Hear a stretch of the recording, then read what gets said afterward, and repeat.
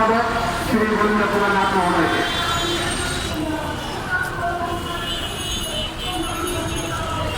সামনে আসেন। প্রিয় সাংবাদিক বন্ধুগণ, আপনার ইতিমধ্যে আজকে এই আয়োজনের বিষয়গুলি আপনাদের কাছে তুলে ধরা হয়েছে, বিভিন্ন বক্তা বক্তব্য দিয়েছেন। আজকে বাংলাদেশ পূজা উদযাপন পরিষদ এবং অন্যান্য সহযোগী সংগঠন আজকে এখানে একত্রিত হয়েছে। শুধু এই জাতীয় প্রেস ক্লাব চত্বরে নয়, সারা বাংলাদেশে আজকে এই অনুষ্ঠানটি হচ্ছে।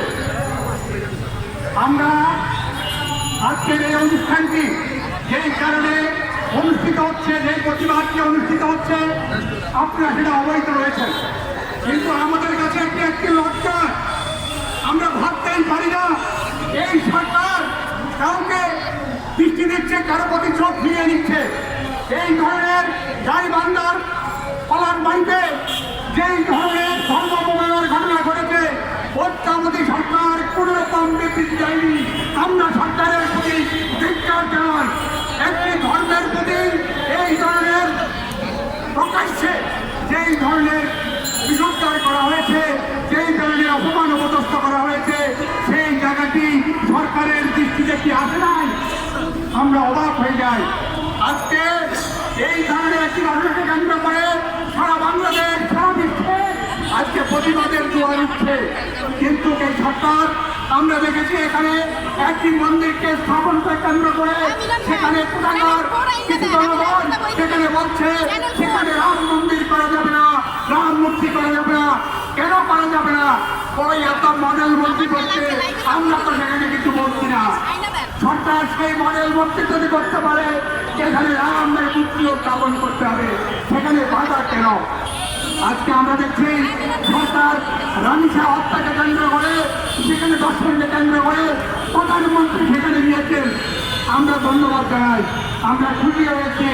কিন্তু দুর্ভাগ্য, ত্রিপুরাকে এইভাবে যেভাবে পিটিয়ে মেরে চূড়ান্ত তাকে পুড়িয়ে দেওয়া হয়েছে, ওই সরকারকে এই পর্যন্ত কিছু করল না। আমরা ধিক্কার জানাই এই বর্তমান সরকারের প্রতি। সরকারের এই যে আজকে 4-5 মাস পেয়েছে, তাদের কোন রকম বিবৃতি আজকে প্রতি মাসে কিন্তু এই ধরনের হত্যাকাণ্ড, বিভিন্ন রকম নির্যাতন নিপীড়ন, বিভিন্ন ধর্ষণের কাণ্ড, জমি দখল, আদিবাসীদের উচ্ছেদ, এগুলি অনবরত মোটেই চলছে। কিন্তু সরকার কোন রকম দৃষ্টি দিচ্ছে না। আমরা বলতে চাই, এই বাংলাদেশ কোন মুসলিম সম্প্রদায়ের একটা নয়, এটি প্রত্যেক ধর্মের সম অধিকার, সম মানবিক কারণে সেই ৭৭-এর মুক্তিযুদ্ধের মাধ্যমে সেটি প্রতিষ্ঠিত হয়েছিল। তাই আমরা বলতে চাই, যদি এই কোন রকম পুরা না করা হয়, আমরা রাজপথকে বেছে নেব, আমরা রাজপথে আন্দোলন গড়ে তুলব, যা সারা বাংলাদেশে এই মানবাধিকার লঙ্ঘনের দায়ে সরকারকে জবাবদিহি করার জন্য আমাদের আন্দোলন অব্যাহত থাকবে। এই বলেই আমি আমার বক্তব্যে শেষ করছি। ধন্যবাদ আপনাদের সকলকে।